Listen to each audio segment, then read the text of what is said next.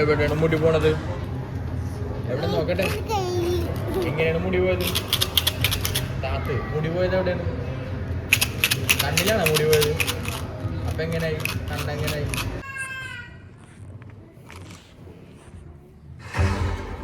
बिरयानी से लेकर मोमोज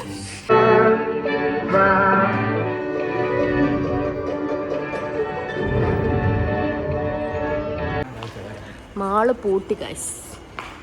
ദേ തിയേറ്ററിൽ ഇറങ്ങുന്ന ആൾക്കാർ മാത്രമേ ഉള്ളൂ ഇപ്പോൾ അവിടെ. ഇപ്പോൾ സമയം 1:30 ഞങ്ങളിതാ വായ കണ്ട് ഇറങ്ങുകയാണ് ഗൈസ്. അങ്ങനെ വായ 2 കാണാൻ പോയിട്ടുണ്ടായിരുന്നു 2 ദിവസം മുമ്പ്. അപ്പോൾ അതിൻ്റെ വീഡിയോ എടുത്ത് വെച്ചിട്ടുണ്ടായിരുന്നു.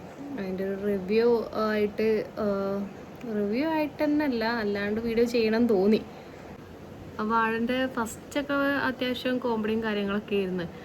പിന്നെ ലാസ്റ്റത്തെ ആ 1-2 മിനിറ്റ് ആകെ അങ്ങോട്ട് മനസ്സിനെ വല്ലാണ്ടിട്ട് ഇടങ്ങാറാക്കി. ലാസ്റ്റത്തെ ആ കുറച്ച് സീനുകൾ, ഫാമിലിൻ്റെ ഉള്ളിലുള്ള വാപ്പ, അമ്മ, മക്കള്, സിബ്ലിങ്സ്, ഇവർ തമ്മിലുള്ള ബോണ്ടിങ് ആണ് ശരിക്കും പറഞ്ഞു കഴിഞ്ഞാൽ നമുക്ക് അതിൽ കൂടുതലായിട്ട് കണക്റ്റ് ആവാൻ പറ്റണത്.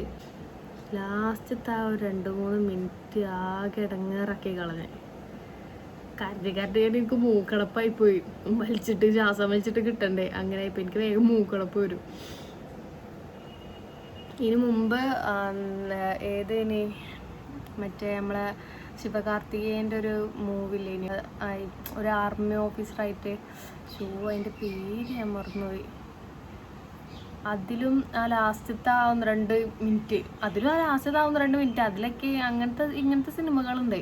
ലാസ്റ്റ് കൊണ്ടുപോയി കരയിപ്പിച്ച് വെറുതെ മൂക്കൊലിപ്പിച്ചളയും.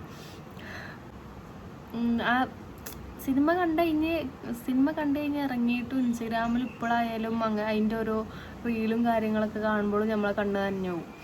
എനിക്ക് അതിൽ ഏറ്റവും ഇഷ്ടപ്പെട്ടത് മറ്റേ ബിജു ചേട്ടൻ്റെ ക്യാരക്ടറാണ്. എനിക്ക് ഭയങ്കരമായിട്ട് ഇഷ്ടമായി.